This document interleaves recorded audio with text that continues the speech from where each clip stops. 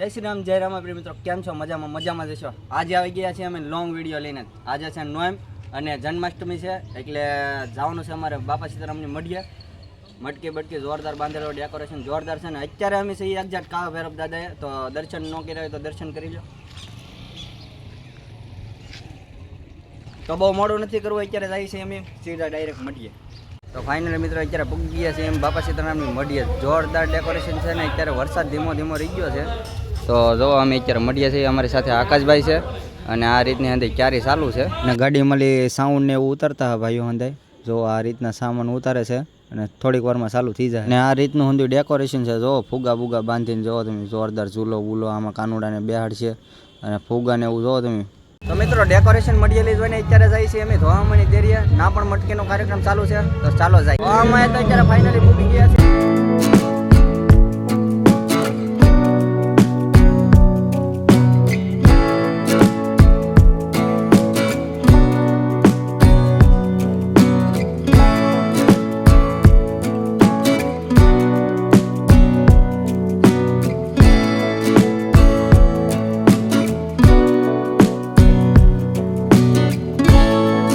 તો અત્યારે મિત્રો વરસાદ ચાલુ થઈ ગયો છે ઝરમર ને અમે જઈએ છીએ પાછા અત્યારે મઢીએ. તો મિત્રો સાઉન્ડ સિસ્ટમ ગોઠવાઈ ગઈ છે ને બસ થોડીક વારમાં ચાલુ થવાની ચારી છે ભાઈ. એટલે મિત્રો અત્યારે આવી ગયા છે આપણે કાનુડો ચાર સાધનના, અને કાનુડો કેવી રીતે ચાર થાય તમને બતાવીએ. અમારા અનુજભાઈ ચાર થઈ ગયા છે કાનુડાના રૂપમાં. જો અમારે ભાઈ કેમ લાગે કોમેન્ટ કરી દેજો જરાક.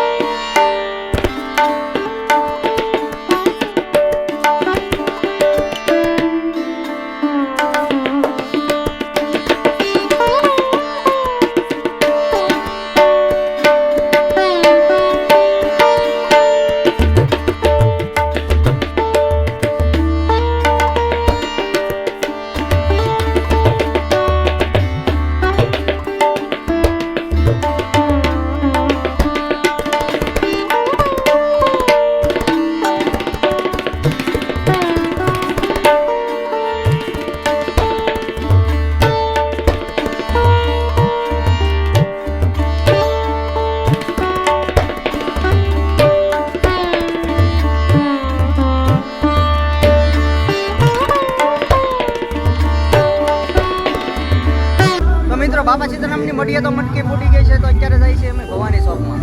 બાપા સીતારામની મઢીએલી શૂટ કરીને આવ્યા છે અત્યારે અમારા ભવાની ચોકમાં. તો ભવાની ચોકમાં કેવો માહોલ છે તમને બતાવીએ.